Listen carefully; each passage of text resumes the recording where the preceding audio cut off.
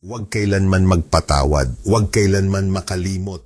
Isang pambihirang panawagan para sa pagkakaisa laban sa mapanganib na pagsasama-sama ng relihiyon at kapangyarihan para sa mga atheists at mga taong may secular na pananaw, mahalagang pagkilala sa ganitong pattern.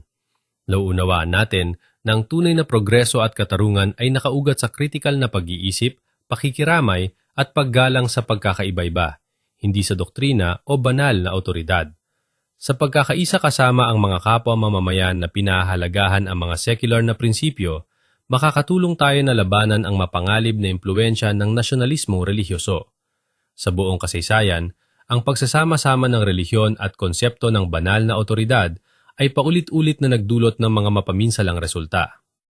Kapag ang mga lider politikal ay nagsasabing kumikilos sila sa ngalan ng Diyos, madalas nilang pinapaliwanag ang kanilang mga hakbang na nakaugat sa takot, pot at eksklusyon na sumisira sa pluralismo at mga sibil na kalayaan na pundasyon ng isang makatarungang lipunan.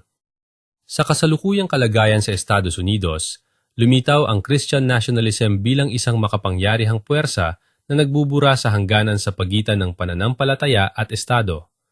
Ang mga lider na nagsasabing, "Nasa ating panig ang Diyos," ay lumilikha ng isang kapaligiran kung saan naniniwala ang mga tao na may banal na pagsang-ayon ang kanilang mga pulisya, anuman ang kanilang katarungan o moralidad. Ang ganitong pananaw ay kahalintulad ng mapanganib na metapora ng pamumuno sa bulag, kung saan ang parehong may kapangyarihan at ang kanilang mga tagasunod ay umaakto sa ilusyon ng banal na karapatan, madalas na hindi pinapansin ang rasyonalidad, ebidensya at pakikiramay. Sa kasaysayan, ang ganitong bulag na pananampalataya ay nagpasimula ng mga kalupitan mula sa Inquisition sa Espanya hanggang sa mga relihiyosong digmaan na pinalakas ng paniniwala na tanging kanilang interpretasyon ng banal na kalooban ang tama.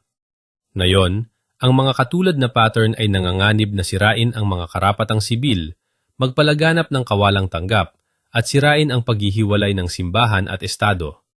Ang mga lider na bulag sa kanilang sariling doktrina at ang mga tagasunod na tumatangging magtanong ay nagpapatuloy sa isang siklo kung saan ang moral na kaliwanagan ay napapalitan ng fanatismo.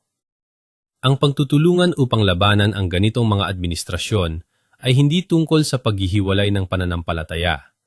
Ito ay tungkol sa pagpapanatili ng isang lipunan kung saan ang mga karapatan ng bawat isa ay hindi pinamumunuan ng relihiyosong doktrina at kung saan ang rasyonalidad at pakikiramay ang gumagabay sa pulisya.